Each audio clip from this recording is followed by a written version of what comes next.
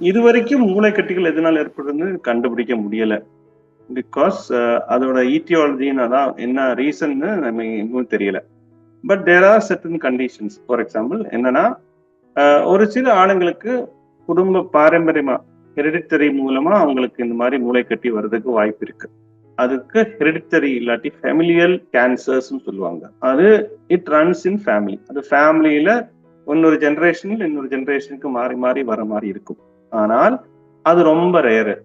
Most of the time ரொம்ப யூஸ்வலா இது மியூட்டேஷன், ஏதாவது ஒரு ஜெனட்டிக் மியூட்டேஷனால வரலாம். But that is not related to ஒரு ஃபேமிலி பந்தமா ஒரு ஃபேமிலி இதுல மாதிரி இருக்காது.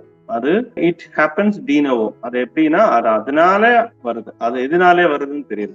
There is a misconception. என்னன்னா, இந்த டெலிஃபோன் பாக்குறது, டெலிஃபோன்ல பேசுறது, அந்த மாதிரி ரேடியோ ஃப்ரீக்வன்சி வேவ்ஸ் இருக்கிறது, அதுக்கெல்லாம் மூளைக்கட்டி வரலாம்ங்கிற மிஸ்கன்செப்ஷன். அது கரெக்ட் இல்லை. அது இது வரைக்கும் ப்ரூவ் பண்ணவே இல்லை. அதே மாதிரி நிறைய நம்ம வெயில் கொண்டா இல்ல வேற ஏதாவது சாப்பிட்டா ட்ரிங்க்ஸ் அந்த மாதிரி எல்லாம் இல்லை. சிகரெட் ஸ்மோக் பண்ணா இல்லை, அந்த மாதிரியானும் அறிகுறி இல்லை. இது வரைக்கும் கண்டுபிடிக்க முடியல எதனால நமக்கு இந்த மாதிரி டியூமர் வருதுன்னு சொல்லிட்டு.